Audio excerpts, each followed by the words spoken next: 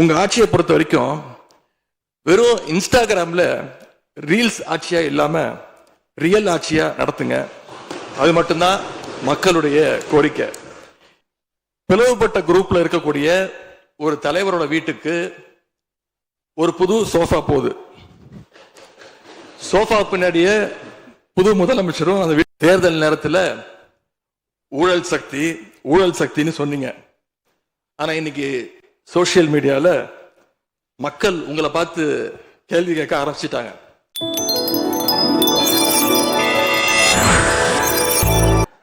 மாண்புமிகு பேரவைத் தலைவர் அவர்களே, புதுசா அமைஞ்சிருக்கக்கூடிய இந்த ஆட்சி மீது இன்னைக்கு நம்பிக்கை வாக்கெடுப்பு நடக்க போகுது. அதற்கு முன்பு வாக்கு எண்ணிக்கை தொடங்கி கடந்த 10 நாட்களாக இன்னைக்கு வரைக்கும் இந்த ஆட்சியில் ஒவ்வொரு நாளும் என்னென்ன நடந்திருக்குங்கிறத எதிர்கட்சியாக சில விமர்சனங்களோடு இங்க வைக்க நான் விரும்புகிறேன். முதல்ல தமிழக வெற்றி கழகம் ஆட்சி அமைக்கணும்னு பெரும்பான்மையான மக்கள் உங்களுக்கு வாக்களிக்கவில்லை.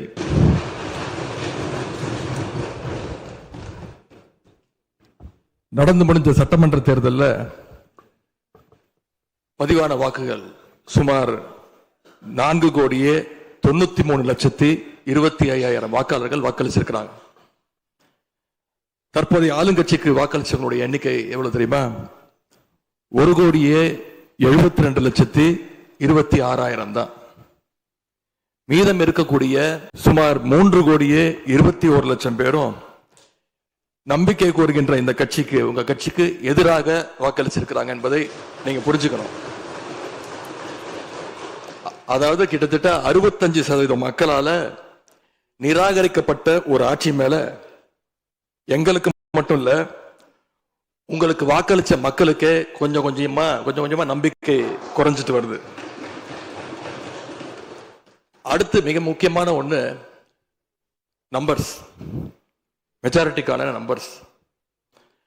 நம்முடைய சட்டமன்றம் 234 உறுப்பினர்களை கொண்டது. மேஜிக்கல் நம்பர் சொல்லுவாங்க. 118 உறுப்பினர்களை கொண்ட ஒரு கட்சியோ ஒரு கூட்டணியோ தான் ஆட்சிக்கு வர முடியும். இப்ப நம்பிக்கை கோருகின்ற இந்த கட்சிக்கு, உங்க கட்சிக்கு அந்த நம்பர்ஸ் இருக்கான்னு கேட்டா இல்ல. 108 இடங்கள் தான் இருக்கு. அதுவும் அந்த கட்சியினுடைய தலைவர் மாண்புமிகு முதலமைச்சர் அவர்கள் தன்னுடைய வெற்றி குறித்த நம்பிக்கை இல்லாத காரணத்தினால 2 இடங்கள்ல போட்டி போட்டு அதுல ஒரு இடத்தை இன்னைக்கு ராஜினாமாவும் செஞ்சிருக்கிறார்.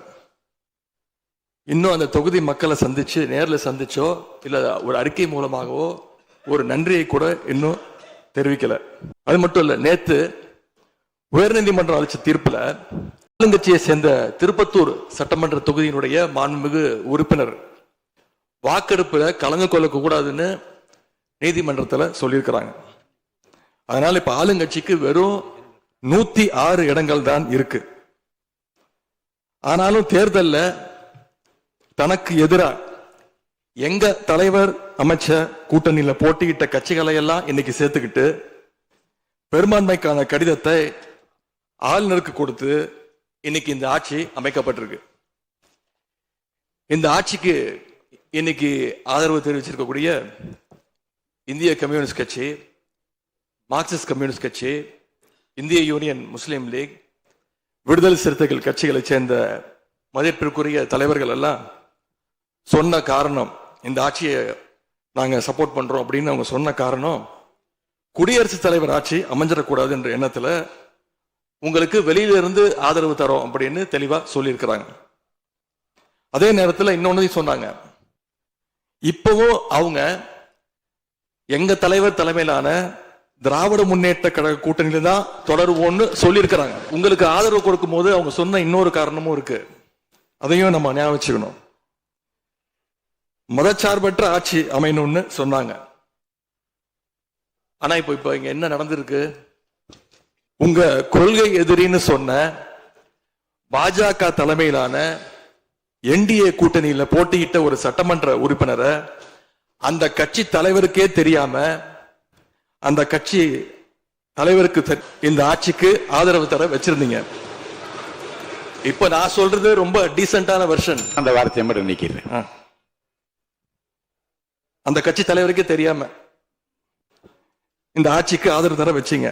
இப்ப நான் சொல்றதுலாம் ரொம்ப டீசென்டான வெர்ஷன். அந்த கட்சி தலைவர் உட்காருங்க உட்காருங்க. உங்களை சொல்ல உங்களை சொல்ல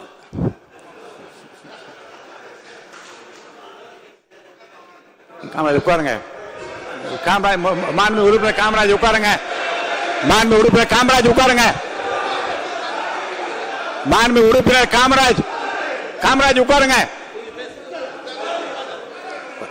இப்ப நான் சொன்னதுல ரொம்ப டீசென்டான விஷயம் வெர்ஷன்.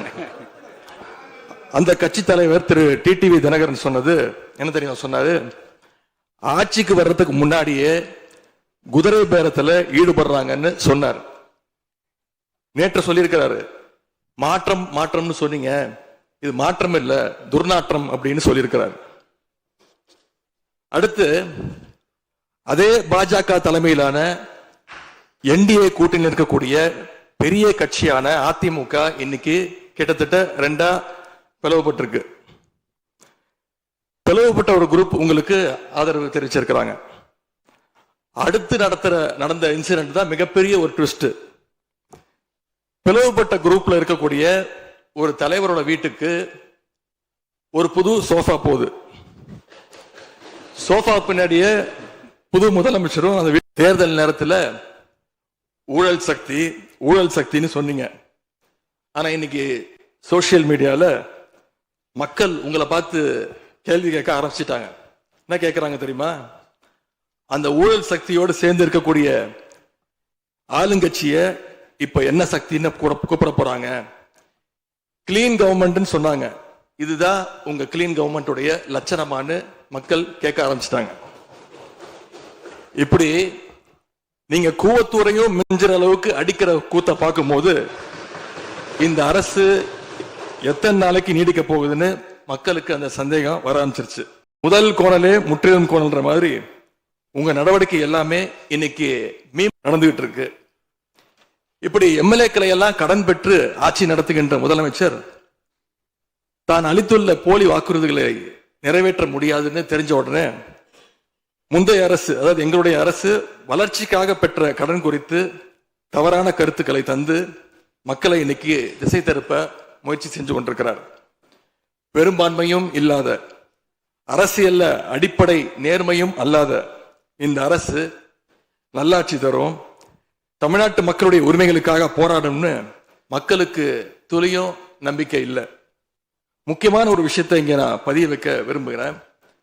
உங்களுக்கு ஓட்டு போட்ட மக்களே நடக்கிறதையெல்லாம் பார்த்துட்டு ஒரு பெரிய தப்பை பண்ணிட்டோமோன்னு இன்னைக்கு வருத்தப்பட ஆரம்பிச்சிட்டாங்க. மக்களுடைய அந்த உணர்வை வெளிப்படுத்தும் விதமா இந்த ஓட்டெடுப்பில் கலந்துக்காம திராவிட முன்னேற்ற கழக உடன்பிறப்புகள் உறுப்பினர்கள் நாங்க வெளிநடப்பு செய்ய போறோம். நாங்க வெளிநடப்பு செஞ்சாலும் அதனால பேரவையுடைய எண்ணிக்கை அளவு குறைஞ்சு நீங்க நிச்சயம் இந்த வாக்கெடுப்புல வெற்றி பெறதான் போறீங்க. அப்படி வெற்றி பெற்ற பிறகாவது மக்களுடைய நம்பிக்கையை காப்பாற்றுற மாதிரி உங்களுடைய பணிகள் இருக்கணும், உழைங்க. எங்க தலைவர் திரு முத்துவேல் கருணாநிதி ஸ்டாலின் அவர்கள் கடந்த 5 வருஷமா ஒவ்வொரு குடும்பத்துக்கும் பார்த்து திட்டங்களை நிறைவேற்றி கொடுத்தார். அந்த திட்டங்களை எல்லாம் நீங்க தொடரணும். தயவு செஞ்சு அதில் அரசியல் செய்ய வேணாம். ஏன்னா இந்த மாசம் 15ஆம் தேதி கலைஞர் மகளிர் உரிமை தொகை 1,31,00,000 தாய்மார்கள் காத்துக்கிட்டு இருக்கிறாங்க. இந்த 1000 ரூபாய் வருமா அப்படின்னு காத்துக்கிட்டு இருக்கிறாங்க. அதே மாதிரி புதுமை பெண் திட்டம், தமிழ் புதுவன் திட்டங்கள்ல காலேஜ் போற ஸ்டூடெண்ட்ஸ் அவங்களுக்கு வர மாசம் வர கல்வி ஊக்கத்தொகை 7ஆம் தேதி கொடுத்துருக்கணும். இது வரைக்கும் வரல, அவங்களும் காத்துக்கிட்டு இருக்கிறாங்க. இப்ப ஸ்கூல் இல்லைனாலும் ஜூன் 2ஆம் தேதி ஸ்கூல்ல ரீஓபன் பண்ண போறாங்க. அப்ப காலை உணவு திட்டத்துக்காக பள்ளி மாணவர்கள்லாம் காத்துக்கிட்டு இருக்கிறாங்க. இப்படி பல்வேறு திட்டங்கள் இருக்கு. நான் முதல்வன் திட்டம், தாய் மாணவர், அன்பு கரங்கள்னு பல்வேறு திட்டங்களுடைய பயனாளிகள்லாம் ஆவலோடு காத்துக்கிட்டு இருக்காங்க. இந்த அரசு என்ன செய்ய போகுதுன்னு காத்துக்கிட்டு இருக்கிறாங்க. அதனால நான் உங்ககிட்ட கேட்டுக்கொள்றது, மாண்புமிகு முதலமைச்சர் அவர்கள் பதவியேற்றதும் தன்னுடைய முதல் உரையில அவகாசம் வேணும்னு கேட்டீங்க. நிச்சயம் அவகாசம் எடுத்துக்கோங்க. ஆனா காத்துக்கிட்டு இருக்க அத்தனை பேரையும் ரொம்ப காலம் காக்க வச்சிடாதீங்க. அது மட்டும் இல்ல, தேர்தலுக்கு முன்னாடி பல கவர்ச்சியான வாக்குறுதிகளையும் நீங்க கொடுத்திருக்கிறீங்க. மக்கள் அதுவும் ஞாபகம் வச்சிருக்கிறாங்க. மகளிருக்கு மாசம் 2500 ரூபாய், ஆண்டுக்கு 6 சிலிண்டர், தங்க செயின், மோதிரம், பட்டுப்புடவை, வேலையில்லா இளைஞர்களுக்கு உதவித்தொகைன்னு அந்த லிஸ்டும் நீண்டுட்டே இருக்கு. பெரிய லிஸ்ட் தான். அதுல ஒரு சில வாக்குறுதிகளாவது முதல் கையெழுத்துல நீங்க நிறைவேற்றுவீங்கன்னு மக்கள் எதிர்பார்த்தாங்க. நீங்க வாக்குறுதிகளை சொல்லும் போது நடைமுறைக்கு சாத்தியமானதை மட்டும்தான் சொல்றேன்னு எல்லா கூட்டத்திலையும் திரும்ப திரும்ப சொல்லியிருக்கிறீங்க. எனவே அதை விரைந்து செஞ்சு காட்டுங்க. இந்த நேரத்தில் எங்க திராவிட மாடல் ஆட்சியை பத்தி நான் ஒன்னே ஒன்று மட்டும் குறிப்பிட விரும்புறேன். நாங்க ஆட்சிக்கு வரும்போது 2021 கடுமையான கோவிட் பெருந்தொற்று காலம், செகண்ட் வேவ். அப்போ மாநிலத்துடைய பொருளாதார வளர்ச்சி எவ்வளவு தெரியுமா? வெறும் 0.7%. அந்த நிலையிலையும் எங்க தலைவர், எங்க முதலமைச்சர் அப்போ முதல் கையெழுத்திலேயே மகளிருக்கு விடியல் பயண திட்டத்தை கொடுத்தார். முதல் நாளே எல்லா குடும்பங்களுக்கும் 4000 ரூபாய் லாக்டவுன் உதவித்தொகையை எங்க முதலமைச்சர் கொடுத்தார். ஆவின் பால் விலை குறைப்பு, இப்படி முதல் நாளே 5 கோப்புகள்ல கையெழுத்து போட்டார். ஒரே மாசத்துல தேர்தல் அறிக்கையில சொன்ன மாதிரி பெட்ரோல் விலைய லிட்டருக்கு 3 ரூபாய் குறைப்பதற்கான உத்தரவையும் எங்க முதலமைச்சர் போட்டார். இப்படி கடுமையா உழைச்சதுனாலதான் இன்னைக்கு 5 ஆண்டு முடிவில் இந்தியாவிலேயே பொருளாதார வளர்ச்சியில நம்பர் 1 மாநிலமாக இன்னைக்கு தமிழ்நாட்டை எங்களுடைய தலைவர் மாத்தி காட்டியிருக்கிறார். நாங்க நம்பர் 1 மாநிலமா மாத்திட்டு தான் ஆட்சியை விட்டு போயிருக்கோம். உங்க ஆட்சியை பொறுத்த வரைக்கும் வெறும் இன்ஸ்டாகிராம்ல ரீல்ஸ் ஆட்சியா இல்லாம ரியல் ஆட்சியா நடத்துங்க. அது மட்டும்தான் மக்களுடைய கோரிக்கை. எங்களுடைய தலைவர், திராவிட முன்னேற்ற கழகத்துடைய தலைவர் முத்துவேல் கருணாநிதி ஸ்டாலின் அவருடைய கட்டளையின்படி நீங்க ஆட்சியை தொடர நாங்க தடையா இருக்க விரும்பல. அந்த வகையில பேரவையிலிருந்து நாங்க வெளிநடப்பு செய்யறோம். நன்றி, வணக்கம்.